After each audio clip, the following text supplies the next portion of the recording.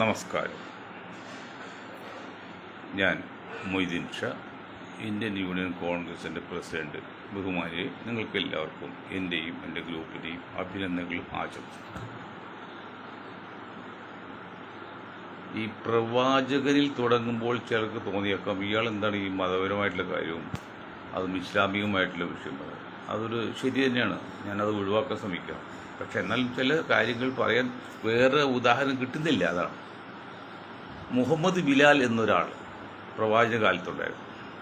ഈ കറുത്ത വർഗ്ഗക്കാരാണ്. അദ്ദേഹം ഇസ്ലാമം സ്വീകരിച്ചു, പ്രവാചകനായിട്ട് എടുത്തു. വാങ്ങ് വിളിക്കാൻ ആദ്യമായിട്ട് ചുമതലപ്പെടുത്തിയ ആൾ അദ്ദേഹത്തെയാണ്. അവിടെ ഖുറൈശികൾ ഗോത്രക്കാരുണ്ടെങ്കിലും ഇദ്ദേഹത്തെ കറുത്തവൻ നീഗ്രോ ഒക്കെ ആയിരുന്നു. അദ്ദേഹം ഒരു ഭാഷ പറഞ്ഞു, എൻ്റെ ജീവിതത്തിൽ എൻ്റെ നിറം കറുപ്പായതുകൊണ്ട് ഞാൻ താഴ്ന്ന വർഗ്ഗക്കാരനായിരുന്നു. പ്രവാചകന് ചോദിച്ചു, ആരും എന്നെ കെട്ടിപ്പിടിച്ചിട്ടില്ല. 1400 വർഷം മുമ്പ് പറഞ്ഞ കാര്യം ഇന്നല്ല. പറയാൻ കാരണം, വർഷങ്ങൾക്ക് മുൻപ്, ഏതാ 50-60 വർഷം മുൻപ് ആലപ്പുഴയിൽ വയലാറിൽ ഒരു വീട്ടുവേലക്കാരി യുവതിയെ ഇതുപോലെ എന്തോ മോഷണക്കേസ് ചുമത്തിക്കൊണ്ട്, അന്നൊക്കെ വലിയ തറവാട് വീട്ടിലൊക്കെ ഡോറ് ലോക്ക് ചെയ്യുന്നുണ്ടല്ലോ. ഓടാമ്പൽ എന്നാണ്. ഓടാമ്പൽ എന്നാൽ പിന്നെ ഒരു സാധനം എന്താ പറ്റുന്നത്, ഓടാമ്പലാണ് അതാണ് അടക്കം തുറക്കുകയും ചെയ്ത് പൂട്ടുന്നത്. ആ ഓടാമ്പലിൻ്റെ ഗ്യാപ്പിലേക്ക് ഈ പെൺകുട്ടിയുടെ മുലയുടെ കണ്ണ് കടത്തി ഓടാമ്പൽ ഞെക്കി. ചിന്തിക്കാൻ പറ്റും. അന്നത് കഠിനമായ ശിക്ഷയും കഠിനമായ വേദന സഹിക്കാൻ പറ്റും. അന്വേഷണം അവസാനം വന്നപ്പോൾ ആ കുട്ടിയല്ല എടുത്തത്, ആ വീട്ടിൽ തന്നെയാണ് ഉണ്ടായത്. ഇതേ സംഭവം പല സന്ദർഭങ്ങളിലും പല കാലത്തും കേരളത്തിലും ഇന്ത്യയിലും ലോകത്തേക്ക് ഉണ്ടായിട്ടുണ്ട്. കേരളത്തിൽ മാത്രമൊന്നുമില്ല. പക്ഷെ കഴിഞ്ഞ ദിവസം പുരോഗമന ആശയക്കാരെന്ന് പറയുന്ന, ഇടതുപക്ഷ വിപ്ലവ ചിന്താഗതിക്കാരെന്ന് പറയുന്ന പിണറായി സഖാവ് മൂന്നാമത് ഭരിക്കാൻ ശ്രമിക്കുന്ന കേരളത്തിൽ ഒരു ദളിത് യുവതിയെ സംശയത്തിൻ്റെ പേരിൽ, ഒരു മാല കട്ടുവെന്ന സംശയത്തിൻ്റെ പേരിൽ അദ്ദേഹത്തിൻ്റെ ആഭ്യന്തര വകുപ്പിനാൽ നിയന്ത്രിക്കപ്പെടുന്ന പോലീസ് കാണിച്ചു കൂടിയ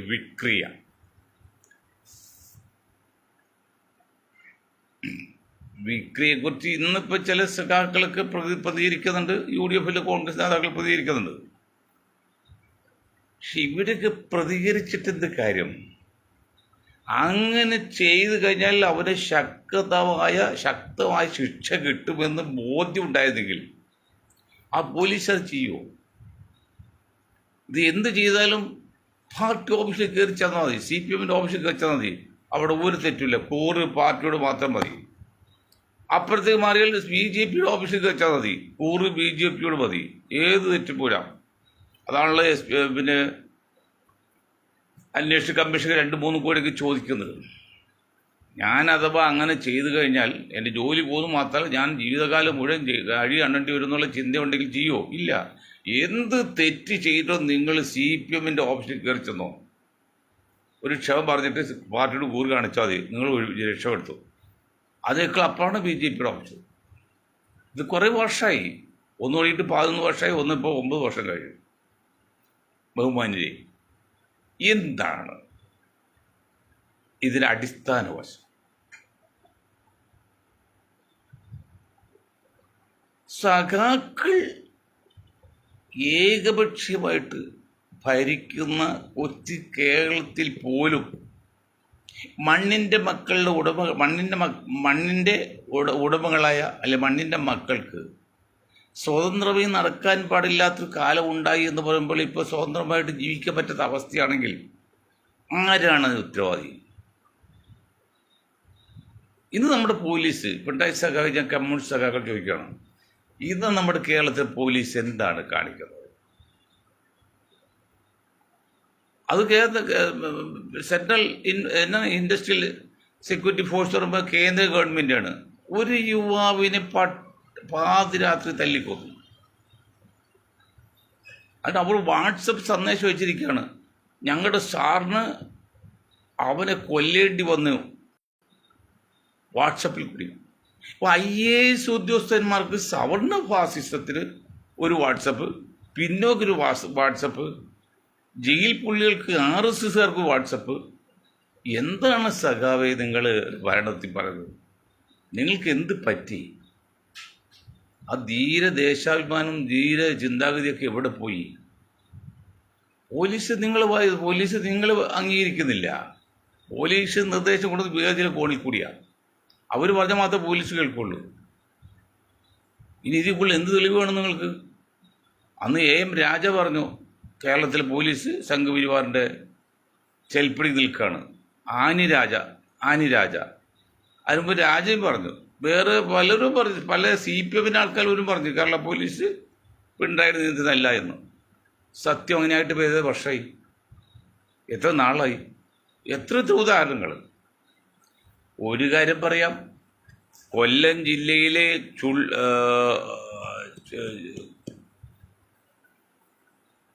ഒരു സ്ഥലമുണ്ട്, അവിടെ ബൂട്ട്സിട്ട പോലീസ് ഒരു ന്യൂനപക്ഷ കോളിക്ക് ചെന്ന് പാതിരക്ക് എല്ലാം തവിട്ടുപൊടിയാക്കി. കിള്ളി ആ സ്ഥലത്ത് കിള്ളി എന്നാണ് കൊല്ലത്ത്. അന്ന് ആനടിയുടെ മന്ത്രിസഭ തോൽക്കാൻ കാരണം പല കാര്യങ്ങളും. ഒരു മെയിൻ കാര്യം അതായിരുന്നു. അന്ന് ആനടിയുടെ PA ആയിട്ടുണ്ടായത് ഒരു RSകാരുണ്ടായിരുന്നു. അദ്ദേഹത്തിന് ആനയെ താഴെ ഇറക്കാൻ വേണ്ടി പല ശ്രമം നടത്തിയതിന് പല വാക്കാട് രാത്രി വന്നിട്ട് ഒരു ന്യൂനപക്ഷ കോളേജ് വന്നിട്ട് വെള്ളം ഉണ്ടാക്കി തല്ലിപ്പൊളിച്ചകൾ. ഇതേപോലെയാണ് ഏതാനും ദിവസം കൊല്ലത്ത് ഒരു അച്ഛനും മകനെയും പോലീസ് അകാരണമായിട്ട് തല്ലിയത് റോഡിൽ വന്നപ്പോൾ. അപ്പോൾ സംഘപരിവാർ അനുകൂലമായ പോലീസ് പിണറായി സഖാവിനെ താഴെ ഇറക്കാനുള്ള ഒരു ഗൂഢനീക്കമല്ലേ എന്ന് ചിന്തിക്കേണ്ടിയിരിക്കുന്നു, സംശയിക്കേണ്ടിയിരിക്കുന്നു സഖാവെ. ഇവിടെ BJP കേന്ദ്ര നേതൃത്വം കേരളത്തിൽ ഘടകമൊക്കെ ഇടതുപക്ഷ ഗവൺമെന്റിനെ വീണ്ടും അധികാരത്തിക്കാരാൻ ശ്രമിക്കുമ്പോൾ സംഘപരിവാറിലെ പോലീസുകാർ ശ്രമിക്കുന്നത് ഉമ്മൻചാണ്ടിയെ അല്ലെങ്കിൽ പിണറായി താഴെ ഇറക്കാണ്. ഇതിലേതാണ് സത്യം എന്ന് നിങ്ങൾ കണ്ടുപിടിക്കാം. ഇവിടെ ചില വ്യവസ്ഥാപിതമായ നിയമങ്ങളില്ലേ, ഒരാളെ എങ്ങനെ അറസ്റ്റ് ചെയ്യണം? ഇന്ത്യയിൽ ഉപഭോക്തൃ സംസ്കാരമുണ്ട്, ഇന്ത്യയിൽ വ്യക്തി സ്വാതന്ത്ര്യമുണ്ട്, വ്യക്തികൾ ചില അവകാശമുണ്ട്, അതുപോലെ ചില കടപ്പാടുണ്ട്, കമ്മിറ്റ്മെന്റ്, ബാധ്യത എന്നൊക്കെ വന്ന്. നിങ്ങൾക്കറിയോ, നിങ്ങളൊരു TV നന്നാക്കാൻ ഒരു TV റിപ്പയറിംഗ് കടയിൽ കൊടുത്തു കഴിഞ്ഞാൽ നിങ്ങൾ TV നന്നാക്കി ഇട്ടുന്നവരും തൽക്കാലം TV തരണം. 2 ആഴ്ച 3 ആഴ്ച അവധിയുണ്ട്. നിങ്ങൾ വാച്ച് നന്നാക്കാൻ കൊടുത്താൽ നിങ്ങളുടെ വാച്ച് നന്നാക്കി ഇടുന്നതിന് വേറൊരു വാച്ച് നിങ്ങൾക്ക് തരണം ഉപയോഗിക്കാൻ. ഇതാണ് ഉപഭോക്തൃ സംസ്കാരം ഉള്ള ഇന്ത്യയിൽ നിയമം. എത്ര പേർക്കറിയാത്? പശുവിൻ്റെയോ അല്ലെങ്കിൽ എരുമയുടെയോ അകടിൽ നിന്ന് വരുന്ന പാല്, അതിൽ കൊഴുപ്പിൻ്റെ അംശം മാറ്റാതെ ടോൺ മിൽക്ക് ബോംബെയിലൊക്കെ 1-2 ദിവസം ടോൺ മിൽക്കാണ്. അതായത് കൊഴുപ്പിന് അംശം മാറ്റിയ പാലാണ്. അത് പണ്ട് 70-ലൊക്കെ ഉള്ളതാണ്, ഞാനെന്നുള്ളപ്പോഴുള്ളത്. ടോൺ മിൽക്കിൽ ഈ കൊഴുപ്പിന് അംശം മാറ്റാതെ കൊടുത്താൽ മായം ചെയ്ത് തുല്യമാണ്. ഉപഭോക്തൃ സംസ്കാരം വെച്ച് ഉപഭോക്താക്കൾക്ക് അതിന് ശിക്ഷ കൊടുക്കേണ്ടി വരും പാർട്ടിക്ക്. അവർ ഒരു മായം ചേർക്കില്ല, പാലിന്ന് കൊഴുപ്പ് മാറ്റിയില്ലെന്നുള്ളൂ. അതുപോലെ തെറ്റാണ്. അത്ര സുരക്ഷിതമുള്ള നിയമമുള്ള ഇന്ത്യയിൽ ഇന്ത്യൻ മണ്ണിൻ്റെ ഉടമകളായ ദളിതുകൾക്ക്, ആദിവാസികൾക്ക്, വനവാസികൾക്ക്, പിന്നോക്കിന് കർത്തവർഗക്കാർക്ക് സ്വസ്ഥമായും സ്വതന്ത്രമായും ജീവിക്കാൻ പറ്റുന്നില്ല എങ്കിൽ ആരാണ് ഉത്തരവാദി? എവിടെയാണ് കുഴപ്പം? ശ്രദ്ധിക്കണം സഖാക്കളെ, ശ്രദ്ധിക്കണം. നിങ്ങൾ കമ്മ്യൂണിസ്റ്റ് പാർട്ടികളിൽ നിന്നും എത്ര അകന്നുപോയി. നിങ്ങൾ കേൾക്കൂ, ഇന്നലെ ഞാൻ അർജന്റായിട്ട് 5 വർഷത്തിനിടയിൽ ഒരിക്കൽ പോലും അർജന്റ് ഒരു സംഭാഷണം ഞാൻ നടത്തിയിട്ടില്ല. അതിന് ആവശ്യമൊന്നുമില്ല. ഇന്നലെ 10 മണിക്കാൻ തുടങ്ങി, ഒരു 5-7 മിനിറ്റുള്ളൂ. എന്താണത്? നിങ്ങൾ വിശ്വസിക്കുന്ന കമ്മ്യൂണിസ്റ്റ് ടീമാണ്. ഗസയിൽ കുട്ടികൾക്ക് ഭക്ഷണം കിട്ടാതെ കഷ്ടപ്പെട്ടപ്പോൾ, മരുന്ന് കിട്ടാതെ കഷ്ടപ്പെട്ടപ്പോൾ, വെള്ളം കിട്ടാതെ കഷ്ടപ്പെട്ടപ്പോൾ, ലോറിയൊന്നും വാഹനമൊന്നും കടത്തിവിടില്ല തടഞ്ഞപ്പോൾ, ചൈനയുടെ, ഞാൻ അക്കാര്യത്തിൽ മാത്രം ചൈന പോലത്തെ മറ്റു കാര്യത്തിൽ ഞാൻ പറയുന്നില്ല, അതൊന്നും രാജ്യത്തോക്കുറ്റായിട്ട് പറയരുത്. അക്കാര്യത്തിൽ മാത്രം ചൈനയെ ഞാൻ 1 കോടി പുണ്യം നേർന്നു. എന്താ കാരണം? ഭക്ഷയില കഷ്ടപ്പെട്ടവർക്ക് അവരെ സൈനിക വിമാനത്തിൻ്റെ സപ്പോർട്ട് കൂടി ചരക്ക് വിമാനത്തിൽ കൊണ്ടുവന്ന സാധനം ഡംപ് ചെയ്ത്. അതാണ് ചൈനീസ് കമ്മ്യൂണിസ്റ്റ്. എന്ത് കേരളത്തിൽ കമ്മ്യൂണിസ്റ്റ് പാർട്ടിക്കാൻ പറ്റിയത്? നിങ്ങൾ ആരെയാണ് ഭയപ്പെടുന്നത്? എന്താണ് ഭയപ്പെടാൻ കാരണം? അതാണ് ചിന്തിക്കേണ്ടത്. ഇപ്പോൾ ശശി തരൂരിനെ കുറിച്ച് പറയാം. ശശി തരൂർ വിശ്വപൗരനാണ്, ബുദ്ധിമാനാണ്, സമ്പന്നനാണ്, എല്ലാം ശരിയാണ്. എടോ ശശി തരൂര്, ഞാൻ പേരെടുത്ത് പറയാണ്, നിങ്ങൾ സംഘപരിവാർ അനുകൂലം സംസാരിച്ചത് ഞാൻ പറയുന്നില്ല, അനുകൂലമാണ് ചിന്തിക്കുന്നെങ്കിൽ ഒരു കാര്യം മനസ്സിലാക്കണം. സുരേഷ് ഗോപിയും സംഘപരിവാർ അനുഭാവികളും സ്വതന്ത്രമായ ഇന്ത്യയിൽ നമ്മുടെ സഹോദരങ്ങളെ കൊല്ലുക അല്ലെങ്കിൽ നശിപ്പിക്കുക എന്നുള്ള പ്രത്യയശാസ്ത്രമായിട്ട് പോകുന്ന സംഘപരിവാറിനോട് എങ്ങനെ നിങ്ങൾക്ക് യോജിക്കാൻ പറ്റും? ശശി തരൂരിനെ യോജിക്കാൻ, സുരേഷ് ഗോപി യോജിക്കാൻ പറ്റും? യോജിച്ചെന്ന് പലരും ഇപ്പോൾ പുറത്തു വന്നു. സന്ദീപ് വാര്യരൊക്കെ പുറത്തു വന്നിരിക്കുകയാണ്. എന്തുമാത്രം ആത്മാർത്ഥ നമുക്കറിയില്ല, എങ്കിൽ ഇപ്പോഴത്തെ കണ്ടീഷൻ അദ്ദേഹം പുറത്ത് നിൽക്കുകയാണ്. വന്നാലും തെറ്റിദ്ധരുത്തി. അതിനാണ് നിങ്ങൾ ശശി തരൂര് നിങ്ങൾ അംഗീകരിക്കുന്നത്, സപ്പോർട്ട് ചെയ്യുന്നത്. ഇവിടെ പശുവിൻ ചാണകം കഴിക്കണം, പശുവിന് ആ മൂത്രം കുടിക്കണം എന്ന് പറഞ്ഞിട്ട് എത്ര ഹിന്ദു മതത്തിലെ ബുദ്ധിജീവികൾ അതിനെതിരെ പറഞ്ഞു. ഇവിടെ പ്രവാചകന് മുടി കഴുകി കുടിക്കാൻ കൊടുത്തപ്പോൾ കേരളത്തിൽ നല്ല ശതമാനം ബുദ്ധിജീവികളെ മുസ്ലിങ്ങളെല്ലാം എതിർത്തു. അത് പിണറായി പറഞ്ഞ പോലെ അത് ബോഡി ബേസ്ഡ് ആണെന്ന്. അതുപോലെ ചാണകം മരുന്നാണ്, പാനീയമാണ്, പശുവിൻ്റെ മൂത്രം എന്ന് പറഞ്ഞപ്പോൾ അതങ്ങനെയല്ല, അതൊരു ബോഡി ബേസ്ഡ് ആണെന്ന് എത്ര ഹിന്ദു സമുദായത്തിലെ ബുദ്ധിജീവികളും എഴുത്തുകാരും പറഞ്ഞു. ഒരാളെങ്കിലും പറഞ്ഞായിട്ട് ഞാനിത് കണ്ടേ. ഞാൻ ഒരു ദിവസം 10-18 പത്രം, മൊത്തത്തിൽ 10-30 പ്രസിദ്ധീകരണങ്ങൾ വായിക്കുന്നതാണ്. അത് ഇന്നൊന്നില്ല, കുറേ വർഷമായി, 10-40 വർഷമായി. അതിൽ ഒരു പുസ്തകത്തിലോ ഇതിലോ ഒരു ഹിന്ദു സഹോദര ബുദ്ധിജീവികൾ അങ്ങനെ അത് ശരിയല്ല എന്ന് പറഞ്ഞായിട്ട് കാണുന്നില്ല. അപ്പം നിങ്ങളുടെ കടമ നിറവേറ്റുന്നുണ്ടോ? ശശി തരൂരിനോട് ഞാൻ ചോദിക്കുകയാണ്, സുരേഷ് ഗോപിയോട് ചോദിക്കുകയാണ്, നിങ്ങളൊക്കെയാണോ പുരോഗമനവാദികൾ, ആധുനിക ചിന്താഗതിക്കാർ, മോസ്റ്റ് മോഡേൺ അഭിപ്രായം പറയുന്നവർക്ക് നിങ്ങളാണോ? നിങ്ങൾ ആ ഉള്ളിൽ ഉൾപ്പെടുത്താൻ പറ്റുമോ?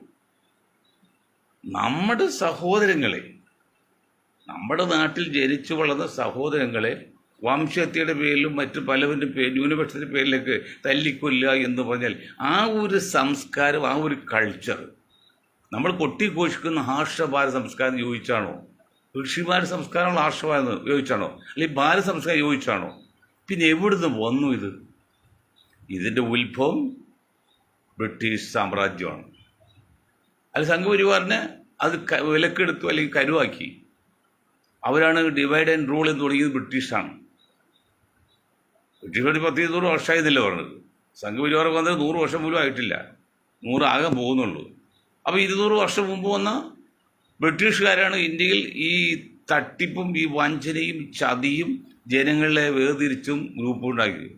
അതിൽ സംഘ അനുഭാവികൾക്ക് അല്ലെങ്കിൽ സംഘപരിവാർ അനുഭാവികൾ അറിഞ്ഞോ അറിയാതെ അതിൽ പെട്ടുപോയി എന്നുള്ളതാണ് സത്യം.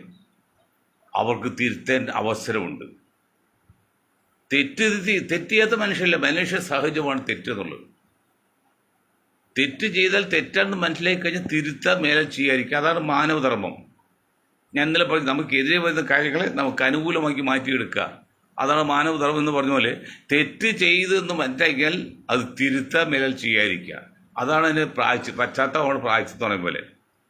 അങ്ങനെ സംഘപരിവാറിന് തിരിച്ചറിവ് അല്ലെങ്കിൽ തിരിഞ്ഞു നോക്കാനുള്ള അവസരമാണ് വന്നിരിക്കുന്നത്.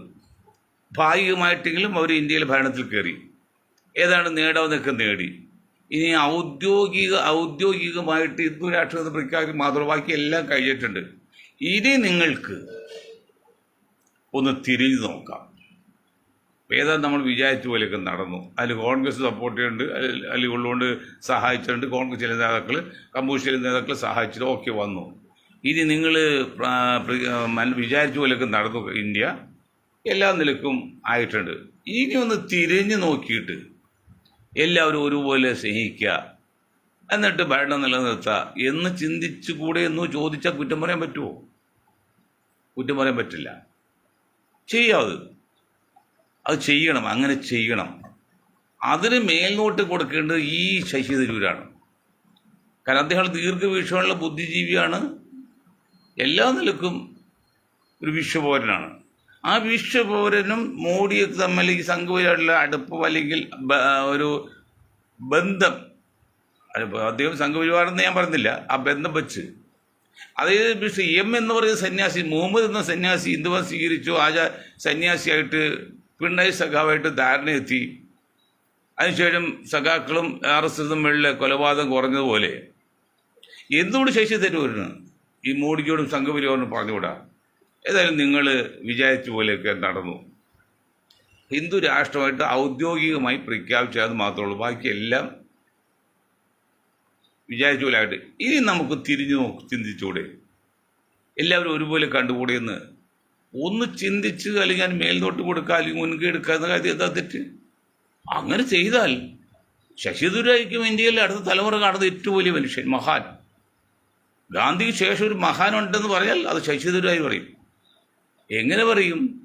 വിദേശകാര്യ മന്ത്രിയാകാൻ വേണ്ടിയോ അല്ലെങ്കിൽ ഡെപ്യൂട്ടി പ്രസിഡന്റ് ആകാൻ വേണ്ടിയോ അല്ലെങ്കിൽ ശ്രമിക്കല്ല. നിങ്ങൾ ശ്രമിക്കുന്ന ഈ മഹത്തായ രാജ്യം എന്ന് പറയുന്നാൽ, ഈ ഭാരത് എന്ന് പറഞ്ഞാൽ, ഇന്ത്യ എന്ന് പറയുന്നത്, ഭാരത് എന്ന് പറയുന്നത് സംസ്കാരമുള്ള പറയുന്നു. ആ രാജ്യത്ത് നാം എല്ലാ മനുഷ്യരെയും സഹോദരന്മാരെയും ഒരുപോലെ കാണണം. ഇസ്ലാമിൽ പറയും പോലെ കറുത്തവനോ വെളുത്തവനോ പണക്കാരനോ പാമരനോ ഒന്നും വ്യത്യാസമില്ല. നിങ്ങളുടെ സൽക്കർമ്മം, ഈ ബാധത്ത് സൽക്കർമ്മം കൊണ്ടല്ലാതെ എന്ന് പ്രവാചകൻ പറയുന്ന പോലെ നിയമത്തിന് വിധേയമായിട്ട് എല്ലാവരും ഒരുപോലെയാണെന്നും നിയമം അനുസരിച്ച് മുന്നോട്ട് പോകാൻ ആവശ്യം ഉണ്ടാകണമെന്നും പറഞ്ഞുകൊണ്ട് ഒരു റീതിങ്കിങ് ശശി തരൂരിന് മുൻകൈ എടുത്ത് നടത്തിയാൽ സംഘപരിവാറും രക്ഷപ്പെടും, ഇന്ത്യയും രക്ഷപ്പെടും, തദ്വാര ഇന്ത്യൻ ജനങ്ങളും ഇന്ത്യൻ രാഷ്ട്രവും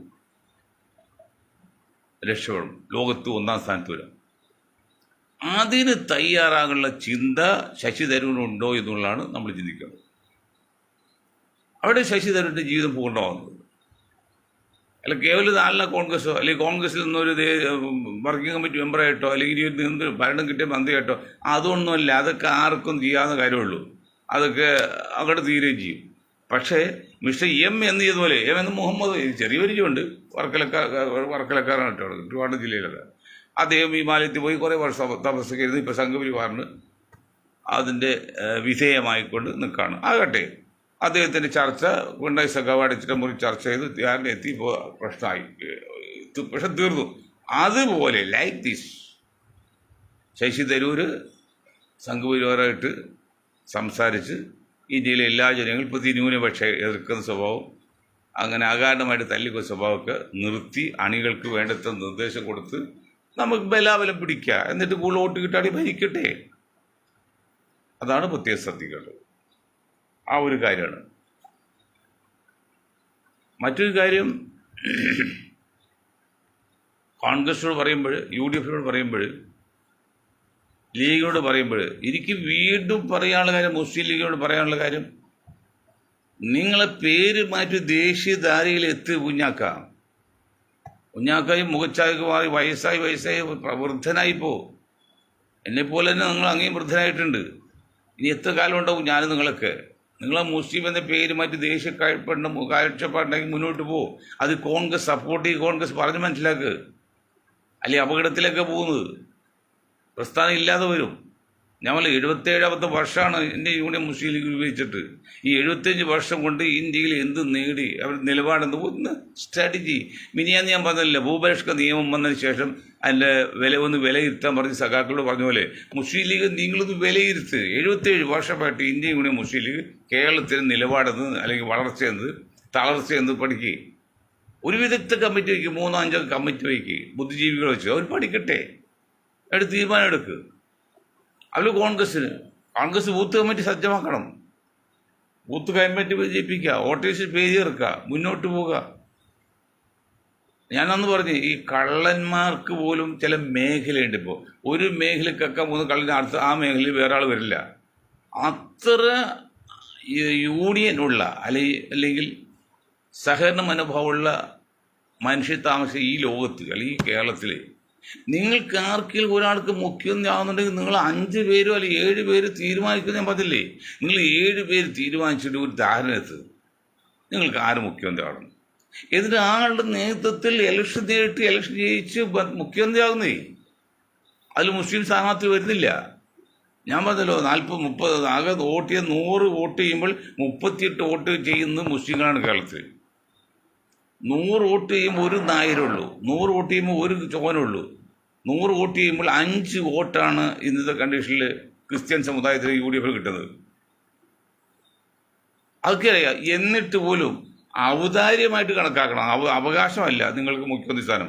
ദളിത് മുഖ്യമന്ത്രി ആകട്ടെ, മുസ്ലിം ക്രിസ്ത്യൻ മുഖ്യമന്ത്രി ആകട്ടെ, നായരാകട്ടെ, ചോനാകട്ടെ, ആരും ആകട്ടെ, അതൊക്കെ അവർക്ക് അർഹതപ്പെട്ടെന്ന് പറയാൻ പറ്റില്ല, അവകാശപ്പെട്ടല്ല, ഔദാര്യമാണ്. ഏത് മുസ്ലിം സമുദായത്തിന് ഔദാര്യമാണ്. എങ്ങനെ ഔദാര്യം? 100 വോട്ട് ചെയ്യുമ്പോൾ 38 വോട്ട് UDFന് മുസ്ലിം സമുദായത്തിൽ കിട്ടുമ്പോൾ മറ്റുള്ളവർക്കെല്ലാം 100 വോട്ട് ചെയ്യുമ്പോൾ 1 വോട്ട്, 2 വോട്ട്, 5 വോട്ട് കിട്ടുന്നത്.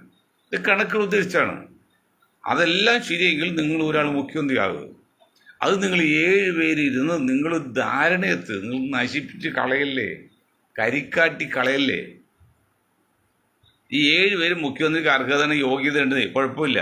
ഞാൻ പേരൊക്കെ പറയാം. കൊടിക്കുന്നിൽ സുരേഷ് കിടക്കട്ടെ, മുസ്ലിം സമുദായം മാറ്റി നിർത്താൻ പി കുഞ്ഞാൽ ഉൾപ്പെടുന്നില്ല. മുരളീധരൻ, സുധാകരൻ, സതീശൻ, ശശി തരൂര്, പിന്നെ രമേശ് ചെന്നിത്തല, നമ്മുടെ അടൂർ പ്രകാശ് ചേർത്തൊന്ന് ഒരു വിഭാഗത്തിൽ ഇരുന്നിട്ട് ഒരാൾ കൂടി ഇരിക്കട്ടെ. ഈ 7 പേര് കൂടി നിങ്ങൾ ധാരണ എത്തിയിട്ട് നിങ്ങൾ ഒരാൾക്ക് ഉറപ്പിക്കുക. അപ്പോൾ നിങ്ങൾ തലമുറ മാന്യന്മാരെന്നും ബഹുമാന്മാരെന്നും ബുദ്ധിജീവികളെന്നും പറയും, അല്ലെങ്കിൽ നിങ്ങൾ മണ്ടന്മാരെന്നും പിന്നെ വിഡ്ഢികളെന്നും പറയും. അത് കേൾക്കണോ? ഞാൻ സംഭാഷണത്തിൽ പറഞ്ഞു ഐ എം നോട്ട് മാഡ്. ഞാൻ മാഡ് വിഡ്ഢിയായിട്ട് അഭിനയിക്കും, പക്ഷെ ഞാൻ മാഡല്ല എന്ന് പറഞ്ഞാൽ നിങ്ങൾ മാഡെന്ന് പറയിപ്പിക്കണോ? അത് നിങ്ങൾ ദയവ് ചെയ്ത് 7 പേര് ഒരു വട്ടമേശക്ക് ചുറ്റും ഇരുന്ന്, വട്ടമേശയാണ് ചുറ്റും വട്ടമേശക്ക് ഇരുന്ന് നിങ്ങൾ തീരുമാനിക്കുക ആരാണ് അല്ല മുഖ്യമന്ത്രി ആകേണ്ടത്. ആ പരസ്പരമാളെ നിങ്ങൾ കണ്ടുപിടിക്കുന്നത്. കോൺഗ്രസ് വേണ്ട, കോൺഗ്രസ് UDF ഒന്നും വേണ്ട. നിങ്ങൾ 7 പേര് പാർട്ടി വെച്ചിട്ട് ദൈവം ഇത് പറയും ഒരാൾ ഞങ്ങൾ ഇന്നയാൾ മുഖ്യമന്ത്രി സ്ഥാനാർത്ഥിയായിട്ട് മുന്നിൽ നിർത്താണ്. ഓക്കെ, അതിന് പോലും നിങ്ങൾക്ക് സമയമില്ല, താല്പര്യമില്ലെങ്കിൽ അങ്ങനെ പറയുന്നവരെയാണ് രാജ്യദ്രോഹികൾ എന്ന് പറയേണ്ടത്. അങ്ങനെ പറയുന്നവരാണ് കുലംകുത്തികൾ എന്ന് പറയേണ്ടത്. അങ്ങനെ പറയുന്നവരാണ് സാമൂഹ്യദ്രോഹികൾ എന്ന് പറയുന്നത്. അപ്പോൾ ഈ 7 പേര് നിങ്ങൾ സാമൂഹ്യദ്രോഹികളും കുലംകുത്തികളും രാജ്യദ്രോഹികളും ആകല്ലേ. നിങ്ങൾ പരസ്പരം ധാരണത്ത് ഇനി എന്നെപ്പോലുള്ള ഇത് പറയിപ്പിക്കുന്ന കൂടുതൽ. എന്നിട്ട് നിങ്ങൾ എത്രയും പെട്ടെന്ന് ഒരാൾ ധാരണത്ത് ആ വിവരം AICC അറിയിക്കണം, KPCC അറിയിക്കണം. പബ്ലിക് അറിയിക്കണ്ട, നിങ്ങൾ ആ പരസ്പരം. എന്നിട്ട് KPCC പ്രഖ്യാപിക്കണം. KPCC അല്ല, KPCCയുടെ സമ്മതത്തോടെ അറിവോടെ AICC പ്രസിഡന്റോ അല്ലെങ്കിൽ AICC പ്രസിഡന്റ് പ്രഖ്യാപിക്കണം. ശരി, അടുത്ത ഇലക്ഷനിൽ നേരാൻ മുഖ്യമന്ത്രി സ്ഥാനാർത്ഥിയായിട്ട് മുന്നിൽ വരുന്നത് ഇന്ന ആളാണ്. ആ ആൾ പുറകിൽ നിങ്ങൾ എല്ലാവരും നിൽക്കുക. അതല്ലെങ്കിൽ എല്ലാം നശിച്ചു പോകും. എല്ലാം നശിച്ചുപോയാൽ പിന്നെ എല്ലാം നശിച്ചാൽ പിന്നെ ആരുണ്ടാവും? ആരും ഉണ്ടാവില്ല. ഞാൻ പറഞ്ഞല്ലോ, ബാറ്ററിയിലൊക്കെ നമ്മൾ ചാർജ് കയറ്റാം, പക്ഷെ കംപ്ലീറ്റ് പീസായിട്ട് ബാറ്ററിയിൽ പിന്നെ ചാർജ് കയറില്ല. ഈ 7 പേര് ധാരണ എത്തിയില്ലെങ്കിൽ കംപ്ലീറ്റ് പീസായി പോകും. നമ്മൾ പീസായി കഴിഞ്ഞാൽ പിന്നെ ചാർജ് കയറ്റാൻ സാധിക്കില്ല ആരെ കൊണ്ടും. അപ്പോൾ രാഹുൽ ഗാന്ധി അധികം നിങ്ങൾ ബുദ്ധിമുട്ടിപ്പിക്കരുത്. അദ്ദേഹം അത്ര അങ്ങോട്ട് വലിയ ഒരു രാഷ്ട്രീയ വിമർശനമൊന്നുമല്ല. ചില സാധ്യതകളും കഴിവുകളൊക്കെ ഉണ്ടെങ്കിൽ, അല്ലെങ്കിൽ ഗാർഗി പ്രായാധിക്യമൊക്കെ ഉണ്ട്, അങ്ങനെ അത്ര വലിയൊരു രാഷ്ട്രീയക്കാർ മൗലാന അബുൽ കലാമിനെ പോലും നെഹ്റു പോലും എന്നുള്ള ഒരു ചിന്ത ഇന്നല്ല. അപ്പോൾ ഈ 2 പേരും പ്രതിപക്ഷ നേതാവ് എന്നതിലും AICC പ്രസിഡന്റിലും 2 പേരുമായിട്ട് ആലോചിച്ചിട്ട് KPCC പ്രഖ്യാപിക്കണം. ഇത്രയും കാര്യം ചെയ്യണമെന്ന് പറഞ്ഞുകൊണ്ട് ഞാൻ നിർത്താണ്. അതിനുമായിട്ട് ഒരു കാര്യം പറയണം. 66 നമ്പർ പാത പൊളിഞ്ഞാടി. എത്ര വിശാലമായ റോഡാണ് കേരളത്തിൽ. ട്രിവാൻഡ്രം മുതൽ കാസർഗോഡ് വരെ. എന്താണ് കാരണം? നാടിന് ഉന്മേഷം തന്നെ, ഉണർവ് തന്നെ, സംശയമില്ല. അദാനിയല്ല, അദാനിയുടെ അല്ല, മറ്റേ അദാനിയല്ല, പാടെ അല്ലേ വിഴിഞ്ഞത്ത് തുറമുഖമുണ്ട്. അവിടെ നിന്ന് ഒരു കപ്പൽ വരുന്നത് 25,000-30,000 കണ്ടെയ്നറാണ്. ഒരു കണ്ടെയ്നറിൽ ഒരു ലോറിയിലേ പോവുള്ളൂ, 2 കണ്ടെയ്നർ കയറില്ല. 30,000 വണ്ടി ഇവിടുന്ന് നിശ്ചയ സമയത്ത് ഓടി വടക്കേ ഇന്ത്യയിലെ കേരളത്തിലെ പല ഭാഗങ്ങളിൽ എത്തണം. കേരളത്തിൽ പല ഭാഗങ്ങൾ, വടക്കേലേക്ക് പോകേണ്ട ആവശ്യം അവിടെയൊക്കെ തുറമുഖം ഉണ്ടല്ലോ, കേരളത്തിൽ പല ഭാഗങ്ങളിൽ പോകണം. അതിന് റോഡ് മസ്റ്റാണ്. അതുകൊണ്ടാണ് ഇത്രയും പണം മുടക്കി വളരെ താല്പര്യപ്പെട്ട് റോഡുണ്ടാക്കി. അതിന് കേരള ഗവൺമെൻറ് പിണറായി സഖാവ് കൂടെയൊക്കെ ചെയ്ത്. അവിടെയാണ് പിണറായി സഖാവ് കമ്മ്യൂണിസ്റ്റ് പാർട്ടി ആത്മാഭിമാനത്തോട് പറയുന്നല്ലോ, ഇത്രയും കാലം നിങ്ങൾ എന്തായിരുന്നു തറക്കൽ. ഒരു വേറെ ആൾ വേണ്ട, ഈ അഞ്ചാരിയുടെ പറഞ്ഞാണ് മാത്യുകുളകരയായിട്ട്, അദ്ദേഹം വേണ്ട മലപ്പുറം ജില്ലയിലും മലബാറിലൊക്കെ റോഡിന് വന്നപ്പോൾ എന്തോ തടസ്സമായത്, ഇപ്പോൾ ഈ റോഡ് ഉണ്ടായില്ലോ എന്ന് പറഞ്ഞ്. അതിന് കാരണം എന്താണ്? പിണറായി സഖാവും സപ്പോർട്ട് ചെയ്യുന്നു, അദാനിക്ക് തുറമുഖത്തിൽ നിന്ന് കണ്ടെയ്നർ പോകണം തടസ്സം കൂടാതെ, അതാണ് കാര്യം. എങ്കിലും അതിൻ്റെ സൈഡ് എഫക്റ്റ് കേരളത്തിൽ നേട്ടം തന്നെയാണ്, അതുകൊണ്ട് നമ്മൾ അംഗീകരിക്കാം. അപ്പോൾ അതിന് കാര്യമുണ്ട്. പണ്ട് ഈ ഹെർബർട്ട് റോഡ് എന്ന റോഡുണ്ട്, ഇന്നത്തെ എയർപോർട്ടിലേക്ക് ശ്രീമൂലം, കാലി അല്ലെങ്കിൽ ആലുവ ശ്രീമൂലം നഗരത്തുനിന്ന് ഹെർബർട്ട് റോഡ് ഒരു 3-3.5 കിലോമീറ്റർ ഇപ്പോൾ എയർപോർട്ടിൽ പോകുന്ന വഴിയുണ്ട്. അവിടെ നിങ്ങൾ പോയി നോക്ക്. ആ മല ഇടിച്ചപ്പോഴല്ലോ ഇങ്ങനെ സ്ലോപ്പാക്കിയാണ് മണ്ണെടുത്താണ്. ഇത് 60-70 വർഷം മുമ്പാണ് ഇപ്പോൾ. സ്വാതന്ത്ര്യം കിട്ടുമ്പോൾ റോഡാണ് ഹെർബർട്ട് റോഡ്, രാജാവിൻ്റെ കാലത്ത് 100 വർഷമായിരുന്നു. അത് നിങ്ങൾ പോയാൽ അറിയും, 2 സൈഡും കുന്ന് ഇടിച്ചപ്പോഴല്ലോ ഇങ്ങനെ സ്ലോപ്പായിട്ട് എടുത്തിരിക്കുന്നത്. ഏതാണ്ട് ആകെയുള്ള റോഡിൻ്റെ 50% സ്ലോപ്പാക്കിയിട്ടേക്കാം. അതുകൊണ്ട് ആ മണ്ണ് ഇരിക്കില്ല. ഇപ്പോൾ ഒരു പുതിയ നിയമമുണ്ട്, എല്ലാം നേരെ സ്ട്രെയിറ്റ് ആയിട്ട് എടുക്കുകയാണ്. എന്നിട്ട് മണ്ണിട്ട് ഫില്ല് ചെയ്യും, എന്നിട്ട് ഒരു കോൺക്രീറ്റ് ഷീറ്റ് കൊണ്ട് ഇങ്ങനെ ലോക്ക് ചെയ്ത് വയ്ക്കുകയാണ്. ഇപ്പോൾ സൗത്ത് പാലും നോർത്ത് പാലൊക്കെ ചെയ്തിരിക്കുക അങ്ങനെയാണ്. എത്ര കാലം ആവശ്യമെന്നറിയില്ല. അങ്ങനെ അന്യായ ഉയരത്തിൽ മണ്ണിട്ട് വേണ്ടത്തെ ഉറപ്പിക്കാതെ ധൃതി പിടിച്ച് റോഡുണ്ടാക്കി. അപ്പോൾ അതെല്ലാം പൊളിഞ്ഞാടി. ഈ പൊളിഞ്ഞാടുന്നത് നമുക്ക് അത്ഭുതമാണെങ്കിലും BJP ഭരിക്കുന്ന അല്ലെങ്കിൽ മോഡി ഭരിക്കുന്ന ഇന്ത്യയിൽ ഇത് അത്ഭുതമല്ല. ബീഹാറിൽ 2 ലക്ഷോളം പാലങ്ങളാണ് പൊളിഞ്ഞാടിയേക്കുന്നത്. ആയിരക്കണക്ക് 5000, 6000, 10000 കോടി ചെലവുള്ള 2 ഡസൺ പാട് നമ്മുടെ നിതീഷ് കുമാറിൻ്റെ ഭരണത്തിൽ പൊളിഞ്ഞാടിയേക്കുന്നത് ബീഹാറിൽ. അപ്പോൾ വടക്കേ പ്രശ്നമൊന്നുമില്ല, നമുക്കാണ് അല്പം തോന്നുന്നത്. ഏതായാലും വേണ്ടത്ര ശാസ്ത്രീയമായ രീതിയിൽ പണിത് മുന്നോട്ട് പോയാൽ നാടിന് നല്ലതാണ്, നാട്ടുകാർക്ക് നല്ലതാണെന്ന് പറഞ്ഞുകൊണ്ട് ഞാൻ എൻ്റെ വാക്കുകൾ നിർത്താൻ. നിങ്ങൾക്ക് ഒരായി നന്ദി. ജയ് ഹിന്ദ്.